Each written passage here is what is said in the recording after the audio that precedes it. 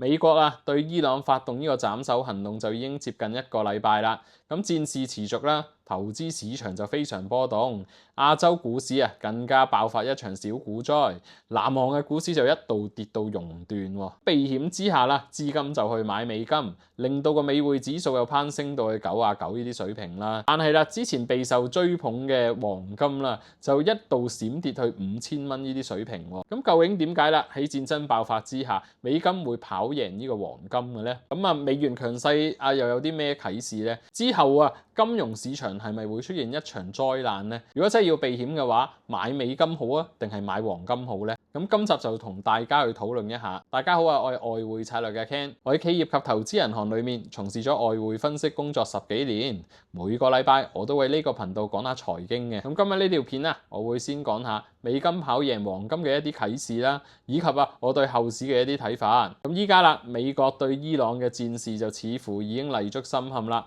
本身咧，特朗普就想出戰速決嘅，透過斬首行動啦，想推翻成個伊朗政權，結束戰爭。咁但係依家似乎就只係會越拖越耐。咁由於伊朗咧就持續封鎖呢個霍爾木茲海峽啦，令到環球個能源供應啦，同埋話個物流啊有好大嘅干擾。布蘭特啊或者紐約期油啦，其實都已經升到去差唔多每桶80蚊呢啲水平啦。咁對成個環球嘅經濟帶嚟好大打擊。咁能源價格急升啦，同埋供應鏈中斷啊，都衝擊全球個經濟同埋個金融市場。咁投資市場咧就進入呢個 risk off 啦，即係避險個模式。我哋都見到個股市非常之波動。咁美元咧就成為咗呢個避險資產中嘅王者，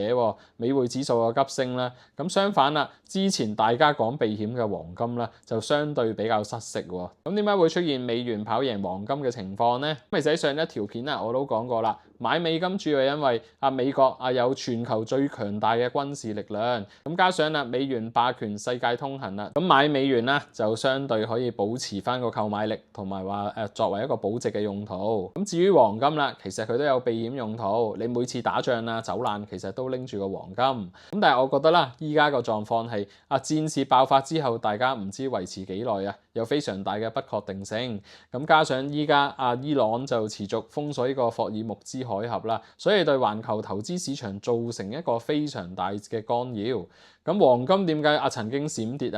同埋話個表現比較失色？我諗主要係因為倉位嘅問題啦。而家我覺得環球投資市場就進入第一階段，投資者就將手上嘅資產套現轉為就揸美金。而家其實就進入咗一個現金為王 cash is king 嘅一個時期。咁至於黃金啦，其實大家都知道舊年到依家啦，個黃金都有一個歷史性嘅升幅啦。咁黃金已經升咗咁多嘅時候，其實漸漸喺投資市場由一個話避險資產嘅角色變成啦大家一有錢就可能去追呢個黃金。咁當大家去槓桿嘅時候咧，咁黃金呢啲表現非常好嘅資產就反而首當其衝。咁之前一啲表現非常之好嘅資產都遭到猛烈嘅拋售。咁例如話亞洲區內嘅明星股啦，特別話南韓嘅股市都見到一度要跌12%，觸發呢個熔斷機制。咁所以結果就係啦，之前升得越多嘅資產而家個跌勢就反而跌得越急。咁另外一個令美元急升嘅原因就因為市場認為啦，能源價格急升會令到美國嘅通脹居高不下。就算喺新聯儲局主席沃什底下啦，咁佢支持減息嘅，但係大家都認為喺呢個通脹環境底下啦，聯儲局就唔可以大幅度減息嘅。咁我哋睇翻呢個反映市場預期嘅 Fed Watch 啦，咁其實喺戰爭爆發之前市場就預期今年年底減息嘅機會係差唔多有40%嘅。咁但係啦，到今日為止啦，其實就已經跌到不足2成嘅機會。咁去到呢度啦，或者有啲觀眾都會問啦。其實成個油價急升對全球個經濟都會帶嚟影響啦。咁特別就係話歐洲地區又好依賴呢個中東嘅石油運輸嘅喎。歐洲央行嘅委員甚至就講話都唔排除會去加息嘅。咁點解歐洲央行或者會轉向加息嘅時候啦，歐元反而就繼續一沉到底，推高翻個美金咧？咁我覺得咧，其實個能源價格急升嘅話啦，就唔單止係推高通脹前景咁簡單。嘅。我諗市場上面亦都評估緊能源價格急升，同埋話成個霍爾木茲海峽個供應鏈受到咁大影響嘅時候對個歐洲嘅經濟會唔會造成一個毀滅性嘅影響啊？咁假如到時啦通脹同埋話個經濟衰退同時出現啦，即係出現滯脹嘅話，咁其實對個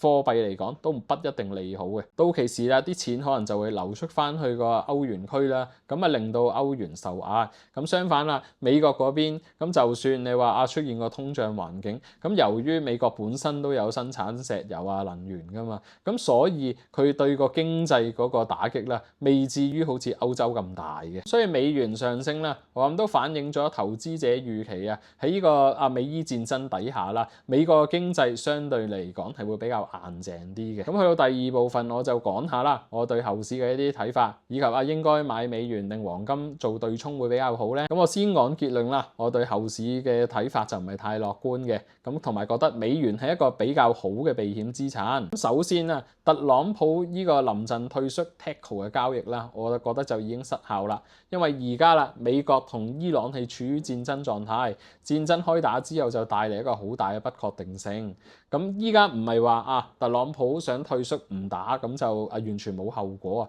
咁所以同舊年嗰個貿易戰向全球徵收呢個對等關稅嘅狀況都真係好唔一樣。當時咧，特朗普一聲令下話撤回翻個關稅啦，咁對個股市咧就已經解除一大威脅啦。咁但係而家啦，當伊朗成個政府都遭到毀滅式嘅襲擊啦，咁最高領導層啦喺斬首行動就已經喪生啦。咁同埋話一大紮嘅繼任人啦，全數都被殲滅，咁所以覺得伊朗政府啦就會血債血償嘅，咁依家就拒絕談判啦，咁所以特朗普其實都已經騎虎難下噶啦，好難話退就退嘅。咁特朗普啦，而家暫時又唔想話派地面部隊，就想依靠啦中東裡面嘅庫爾德武裝部隊啦去發動政變。但因為伊朗啦喺個極權統治底下，本身就冇乜反抗軍嘅，咁所以如果特朗普唔派地面部隊淨係依靠一啲即係武裝組織啦，所以推翻成個伊朗政府嘅話咧，其實係相當困難嘅。咁但係如果佢派翻啲地面部隊咧，就會令到美國喺場戰爭裡面越嚟越泥足深陷啦，甚至影響成個中期選舉共和黨嗰個選情嘅。咁所以成個局勢嚟睇啦，我覺得而家個情況啦，特朗普就好難重複翻好似舊年貿易戰啦，突然間彈弓手收翻個關稅，就令到個股市 V 彈嗰個情況。咁因為成場嘅博弈咧，就已經唔係單方面特朗普想話點就點，話退就退㗎啦。而家咧就似乎已經去到一個Game of Chicken啦，即係有啲人話係膽小鬼遊戲又或者懦夫博弈嘅一個狀況啦。咁兩邊都喺度對撼啦。咁假如其中一邊咧先行話冇膽退出嘅話，咁佢就會成為輸家。但係當兩邊都一齊勇往直前啦，就會係兩架車撞埋一齊，車毀人亡啦，令到環球個市場會係非常之震盪嘅。咁所以而家啦就係話邊個縮沙就邊個輸。咁但係一齊勇往直前就會出現攬炒嘅狀況。咁第二點咧，霍爾木茲海峽被封鎖啦，對環球經濟帶嚟嘅衝擊其實係比想像中更加大嘅。咁依家霍爾木茲海峽被封鎖啦，最直接嘅結果就係油價急升。咁大家睇啦，個油價急升其實冇咩大問題啊，咁最多都係話個生產成本會貴啲嘅，咁就唔會對全球經濟造成致命嘅影響嘅。咁我諗啦，其實除咗對能源價格造成一個急升之外啦，霍爾木茲海峽被封鎖啦，都對環球嘅供應鏈帶嚟非常大嘅衝擊嘅。咁我哋睇翻霍爾木茲海峽個地理位置啦，咁其實佢係一個好狹小嘅一個海峽啦，咁但係啦，環球有1/5嘅石油天然氣都係經過呢個航道啦，咁所以話啦，個位置雖然好少，但係其實就掌握咗成個環球經濟嗰個命脈。咁如果話能源就好似即係人類身體嘅一啲血液啦，而家啦呢個海峽被封鎖就好似你箍住咗一個動物啦，令到啲血液就無法流通，咁當然環球經濟就出現一個大問題啦。咁睇翻啲數據啦，其實對亞洲嘅經濟體就會帶嚟非常大嘅衝擊嘅。咁因為啦，差唔多有80%嘅能源啦，都係經過霍爾木茲海峽就運去亞洲嘅。咁其中咧，中國向伊朗購買嘅石油啦，有90%都係經過呢個海峽嘅。日本啦，亦都有90%嘅原油啦，都經過呢個海峽。至於韓國啦，都有差唔多80%嘅原油係經過呢個地方嘅。咁所以啦，而家成個海峽都被封鎖啦。咁因為伊朗其實就好容易可以封鎖呢個海峽嘅啫。咁啊，伊朗其實都係一個即係山區啦，你就易守難攻啦。咁只要佢部署一啲導彈啊、無人機啊，見到有任何嘅船隻經過呢個海峽就發動襲擊嘅話咧，其實就防不勝防嘅，你好難可以保護到嗰啲艦隊嘅。咁所以依家啦，話就算特朗普啦話承諾會為啲油船提供一個護航啦，咁都未見到話有特別嘅效果可以支持翻成個霍爾木茲海峽嘅開通。咁除咗亞洲地區之外啦，咁其實甚至中東呢個海灣產油國家地區啦，都受到非常之大嘅影響。咁因為啦，除咗佢哋嗰個產油嘅收入會遭到中斷之外啦，因為佢哋其實好大部分都係沙漠嚟噶嘛，咁佢哋嘅一啲生活嘅必需品，好似話食物呢啲都經常係要通過呢個海峽啦，去作為一個入口。咁數據顯示有差唔多話85%嘅食物都要通過喺個霍爾木茲海峽啦入口，先至可以輸送到呢啲海灣產油地區。咁所以呢個海峽封鎖啦，其實就同時中斷咗呢啲海灣產油地區嘅食物供應啦，同埋話個產油收益，咁對佢哋嘅管治都帶嚟非常大嘅挑戰。咁所以我諗啦，呢個正正就係伊朗個策略啦。點解佢要向美國喺中東嘅盟友發動一啲無差別嘅襲擊，咁迫使呢啲阿拉伯國家啦向美國施壓，要求美國啦向伊朗啦就去重新要求進行談判。咁去到最後一點啦，我覺得必須要考慮中東資金啦會唔會撤出美國嘅一啲投資市場。因為一旦呢啲石油收益不穩嘅時候啦，中東嘅資金力量就可能會撤出翻美國投資市場嘅。咁一路以嚟啦，中東其實一路都係扮演美國金融穩定嘅角色，同埋維持美元霸權嘅一個重要因素。咁以前咧，大家就講 petrodollar 啦，有一個油元嘅概念啦，就係因為阿拉伯國家同美國簽署咗啲話秘密協議，個石油就用美元嚟結算。咁之後啦，佢哋就透過賣石油收翻嚟嘅美金啦，就重新